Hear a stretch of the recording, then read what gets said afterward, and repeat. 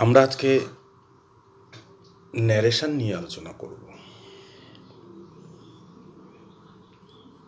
মানে কোনো একটা ব্যক্তি যখন অন্য একটা ব্যক্তিকে বা নিজে কিছু বলছে, সেটাকে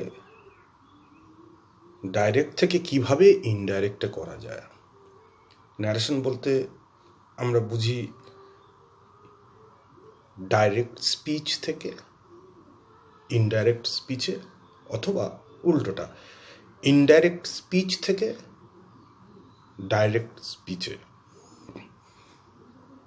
একটা ন্যারেশনের যে সেন্টেন্স থাকে, সেই সেন্টেন্সে আমরা দুটো পার্ট দেখতে পাই।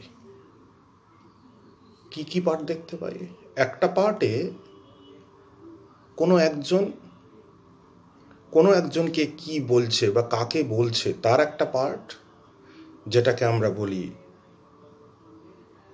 Reporting verb.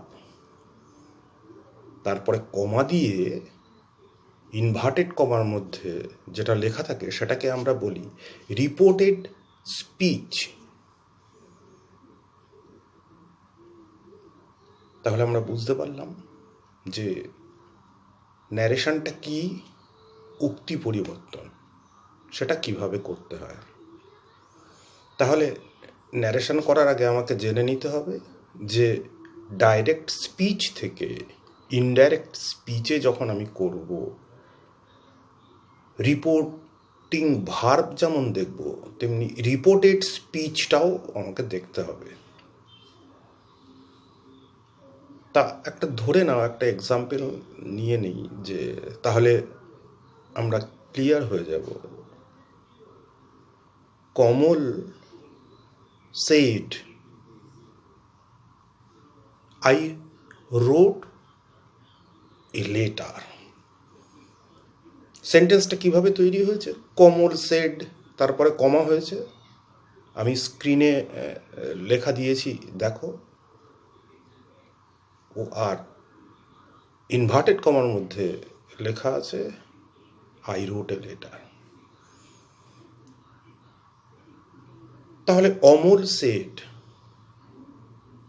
এটা হচ্ছে রিপোর্টিং ভার্ব, আর I wrote a letter reported speech. এই সেন্টেন্সটাকে আমায় কি করতে হবে? এটা ডাইরেক্টে দেওয়া আছে, এটা ইনডাইরেক্টে করতে হবে। তাহলে কিভাবে করতে হবে? দেখো, কিভাবে করতে হবে তার নিয়মগুলো আমি পরপর বলে দিচ্ছি। তাহলে কেমন ধরনের সেন্টেন্সকে আমরা ডাইরেক্ট থেকে ইনডাইরেক্টে করব, বুঝতে পারলে? ঠিক আছে, এবার তাহলে চলে আসি কিছু নিয়মে। নিয়মটা বলতে কি, যে কেমন ধরনের টেন্স থাকলে তার থেকে কোন টেন্সে এটা পরিবর্তিত হবে। তাহলে নিয়মগুলো তোমরা স্ক্রিনে দেখতে পাবে, মানে পাচ্ছ, প্রত্যেকটা নিয়মই দেখতে পাচ্ছ। আমি তোমাদেরকে বলে বুঝিয়ে দিচ্ছি। প্রথমে চলে আসি, আমরা যদি রিপোর্টিং ভার্ব প্রেজেন্ট ফর্মে থাকে, তাহলে রিপোর্টেড যে স্পিচ থাকবে তার কোনো চেঞ্জ হবে না। বাট কোনো একটা সেন্টেন্স, যেমন আমরা জুড়ি, দ্যাট দিয়ে ওটাকে আমরা জুড়ব। হ্যাঁ, আর একটা জিনিস, যদি ইউনিভার্সাল ট্রুথ থাকে রিপোর্টেড ভার্বে, রিপোর্টিং স্পিচে, তাহলে তার কোনো পরিবর্তন হয় না। একটা হচ্ছে রিপোর্টিং ভার্ব, আর একটা হচ্ছে রিপোর্টেড স্পিচ। এইটুকু মনে রাখো। আমরা আগে টেন্স করেছি, খুব ঠান্ডা মাথায় এই জিনিসগুলো একবার বুঝে নাও, ভীষণ সোজা লাগবে।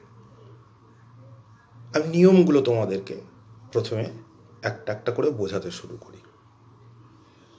যদি রিপোর্টেড স্পিচ সিম্পল প্রেজেন্টে থাকে, আমি কিন্তু সবগুলো এখন রিপোর্টেড স্পিচ কোন টেন্সে থাকলে সেটা ডাইরেক্ট থেকে ইনডাইরেক্টে কোন টেন্সে পরিবর্তিত হবে তারই আমি এখানে বর্ণনা দেব। তাহলে যদি সিম্পল প্রেজেন্ট থাকে তাহলে সিম্পল পাস্ট হয়। হ্যাঁ, পাস্ট হয়, কিন্তু তোমাকে ওই বলেছি যে যদি প্রেজেন্ট সিম্পল প্রেজেন্ট বা ইউনিভার্সাল ট্রুথ থাকে সেক্ষেত্রে রিপোর্টেড স্পিচের কোনো পরিবর্তন হয় না, এটা মনে রাখতে হবে। তাহলে তোমাকে এটা পাস্ট টেন্সে রিপোর্টিং ভার্বটা থাকতে হবে, তবেই তাহলে রিপোর্টেড স্পিচটা মানে যেটা বন্ধনীর মধ্যে থাকছে সেটাই চেঞ্জ হবে। তাহলে এটা পাস্ট টেন্স তোমাকে সবসময় খেয়াল করতে হবে। তাহলে কি বললাম? প্রথম নিয়ম 1 নম্বর, সিম্পল পাস্ট কিসে চেঞ্জ হবে? সিম্পল প্রেজেন্ট কিসে চেঞ্জ হবে? সিম্পল পাস্টে। প্রেজেন্ট কন্টিনিউয়াস পাস্ট কন্টিনিউয়াসে। প্রেজেন্ট পারফেক্ট পাস্ট পারফেক্টে। Present perfect continuous past perfect কন্টিনিউয়াসে। খেয়াল করো, সবগুলোতেই প্রেজেন্টের কথা বলছি, আপাতত যতগুলো বলেছি প্রেজেন্টের কথা বলেছি, বাট সবগুলোই কিন্তু পাস্ট হচ্ছে। তার কারণ হচ্ছে, কেন পাস্ট হচ্ছে আমি ওটা বলছি, আর একটা দুটো বলে নেই। একটা present perfect continuous, past perfect continuous. এইবার দেখো, যদি পাস্ট কন্টিনিউয়াস থাকে তাহলে কি হয়? পাস্ট পারফেক্ট কন্টিনিউয়াস হবে। আর যদি সিম্পল ফিউচার থাকে তাহলে হবে ফিউচার ইন দ্য পাস্ট। এই যে আমি যখন বলছি প্রত্যেকটা নিয়মই কিসে থেকে কিসে আসছে ওই স্ক্রিনে তোমরা দেখতে পাচ্ছ, আমার বলার সাথে সাথে সেগুলো তোমরা একটু মিলিয়ে নেবে। এবার একটা একটা করে আমি এক্সাম্পল দিয়ে আমি এটা কমপ্লিট করব, দেখি কত তাড়াতাড়ি এটা করতে পারি, যাতে আজকে প্রাইমারি স্টেজটা ন্যারেশনে তোমরা শিখে যেতে পারো। ধরো, Amal shed comma quotation I play football. তাহলে অমল সেড দ্যাট যোগ করতে হবে বলেছি। এইবার অমল বলছে আই, তাহলে তুমি যখন লিখবে ওটা কি লিখবে? তুমি বলছো, অমল বলছিল আই, এখন তো লিখছো তুমি, তাহলে ওটা হবে হি। তাহলে আই থাকলে ইনডাইরেক্টে কি হয়? হি হয়। তারও একটা লিস্ট আছে। তাহলে দ্যাট হি প্লেড ফুটবল, তার কারণ আই প্লে ফুটবল বলেছিল, সিম্পল প্রেজেন্ট বলেছিল, আমি বলেছিলাম চেঞ্জ করলে সিম্পল পাস্ট হবে।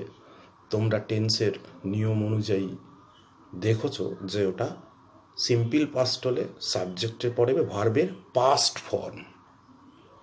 নেক্সট চলে আসি, অমল সেড আই ওয়াজ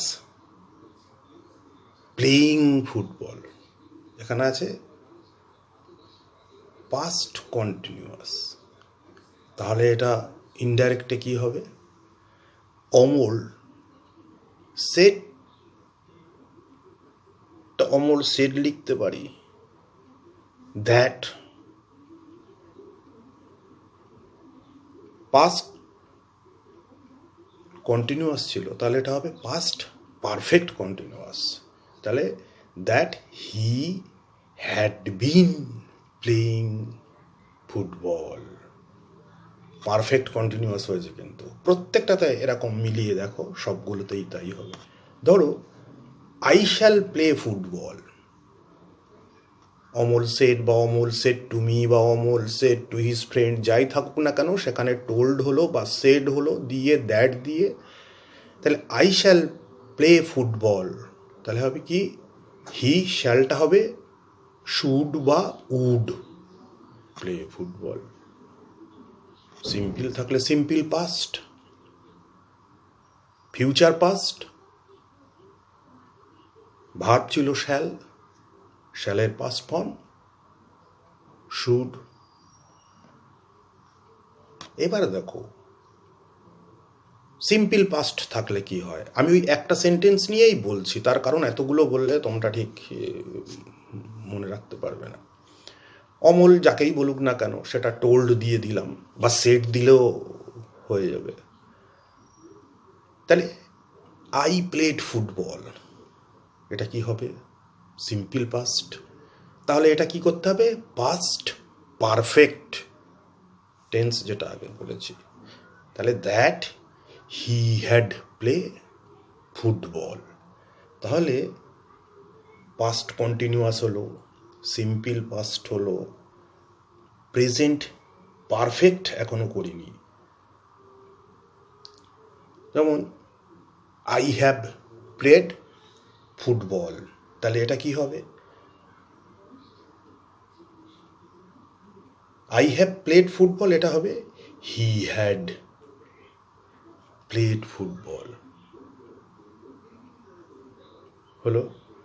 তাহলে আমাকে টেন্সটা আগে জানতে হচ্ছে, তাহলেই আমি ন্যারেশনটা করতে পারবো। এরপরে বিভিন্ন নিয়ম আছে, যে ডাইরেক্টে দিস থাকলে ইনডাইরেক্টে দ্যাট হয়, দিস থাকলে দোজ হয়, হেয়ার থাকলে দেয়ার হয়, নাও থাকলে দেন হয়, টুডে থাকলে দ্যাট ডে হয়, টুমরো থাকলে দ্য নেক্সট ডে হয়, ইয়েস্টারডে থাকলে দ্য প্রিভিয়াস ডে হয়, টু নাইট থাকলে দ্যাট নাইট হয়, লাস্ট নাইট থাকলে দ্য প্রিভিয়াস নাইট হয়, এগো থাকলে বিফোর হয়। এইরকমভাবে তোমায় কিছু কিছু ওয়ার্ড আছে, সেগুলো তোমায় জেনে নিতে হবে। এরপরে জিজ্ঞাসাবোধক আছে বা অন্যান্য যে নিয়মগুলো আছে তাতে কিভাবে চেঞ্জ হয়, সেগুলো পরের একটা এপিসোডে আমি করব। আপাতত আজকে এই অবধি থাক। তোমরা সবাই ভালো থেকো, ঠিক মতো পড়াশুনো করো, বইটাকে একটু ফলো করো, ভোকাবুলারি বাড়াও। আর আমার ফোন নাম্বার তো দেওয়াই থাকে, আমাকে ফোন করবে।